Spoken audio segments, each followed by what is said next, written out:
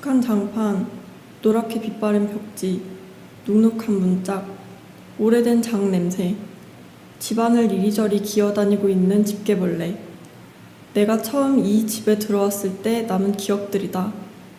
사실 이 집이 좋았는지 나빴는지도 잘 모르겠다. 단지 서울에서 새로운 삶을 시작하기에 부담되지 않았던 가격, 그리고 작은 텃밭 하나가 마음에 들었다. 어쩌면 새로운 시작이라는 말의 부담을 우회하려고 하는 또 다른 강박이었을지도 모르겠다.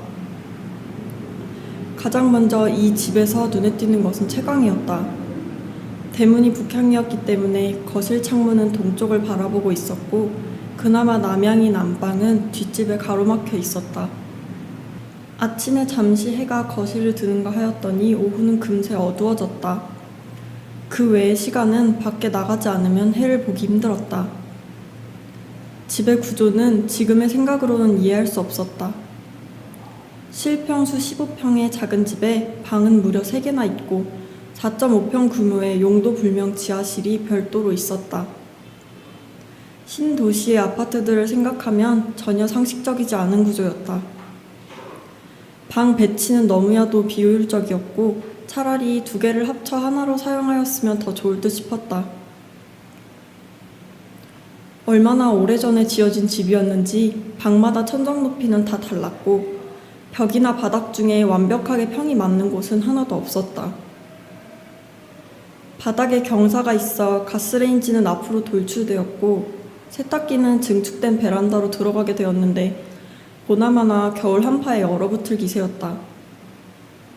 이 집은 내가 꿈꿔왔던 신혼집과는 전혀 다른 그림이었다. 나는 과연 이곳에서 안정적으로 나의 새 삶을 시작할 수 있을까? 이 집에 입주해 살기 시작한 시점은 장마가 기승을 부리기 직전이었다. 건조했던 대기는 가파르게 습해지기 시작했고 보이지 않는 짜증들과 낮은 기압들이 나를 괴롭히기 시작했다. 더위보다도 더 시급한 문제는 바로 빨래였다. 에어컨을 사거나 운영할 형편이 아니었기에 빨래를 건조할 수 있는 유일한 방편은 선풍기였다. 하지만 그마저도 압도적인 습도 앞에 무력하게 전원이 나갔다. 하루 이틀 마르지 않는 빨래에서는 금세 좋지 않은 냄새가 올라왔다. 옷을 겨우겨우 말려 입어도 냄새는 마치 몸에서 나는 냄새마냥 나를 괴롭혔다. 이 높은 산골짜기에 세탁소도 있을 리 만무했다. 어머니는 세탁물을 물에 끓이라 했으니 그 역시도 어떻게 다시 건조할 것인가. 불쾌함만 날로 높아가는 여름이었다. 어느 날은 앞마당의 작은 텃밭에 관심을 가져보고자 하였다. 고추를 조금 키워보았는데 고추는 자라지 않고 이상한 식물들만 자라났다. 보다 못한 옆집 아주머니가 창문을 열고 조언을 하였다. 나는 아주머니의 얘기를 듣고 고추 주변의 잡다한 잡초들을 제거하였다. 그랬더니 아주머니는 아까운 깻잎은 왜 다 없애냐며 핀잔을 주었다. 알고 보니 무성하게 자라있는 잡초들은 깻잎이었다. 아주머니의 참견은 도움이 아닌 훈계로 느껴졌다. 잠시만요. 사실 나는 이웃집 사람들이 나를 탐탁치 않게 생각하는 것을 잘 알고 있었다. 이 집은 지독하게도 박음이 안 되었고 집들끼리 담벼락을 마주하고 있기에 이웃집 안악들의 자잘한 수다 소리는 꽤나 많이 접할 수 있었기 때문이다.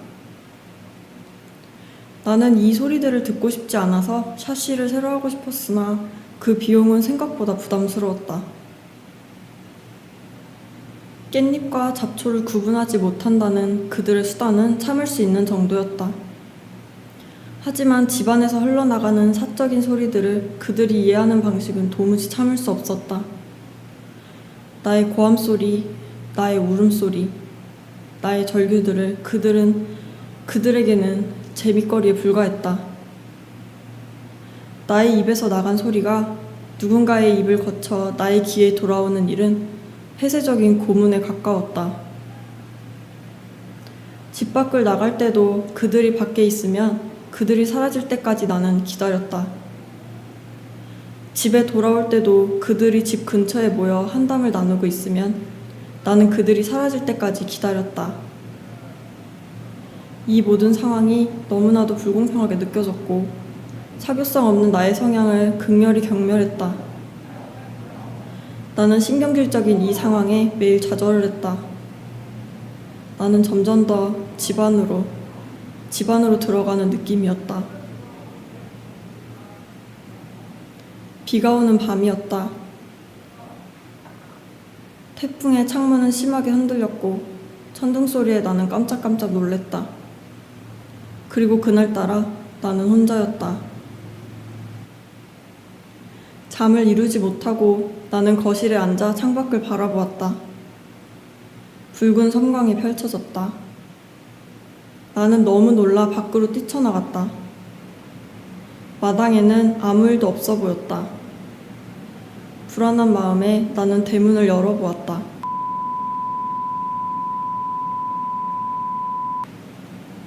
나는 그날 이후 마을을 구석구석 살피기 시작했다. 좁은 골목길에 속도를 내는 자동차들이 무서웠다. 왜 이곳은 인도가 그렇게 없는지 화가 났다. 혹시나 아이들이 뛰놀다가 다칠까봐 염려되었다. 그나마 가련 1동 초입에는 마을 지우대가 있어 다행이었다. 하지만 밤에는 불만 켜져 있지 아무도 없었다. 집에서 걸어갈 수 있는 거리에 어린이집이 있었다. 물론 양질의 교육이 이루어지는지는 알아보기는 해야 한다. 다행히 초등학교도 500m 안에 있었다. 하지만 학군을 기대하기는 힘들다. 부디 아이가 초등학교를 졸업할 때쯤 다른 지역으로 이사를 갔으면 좋겠다.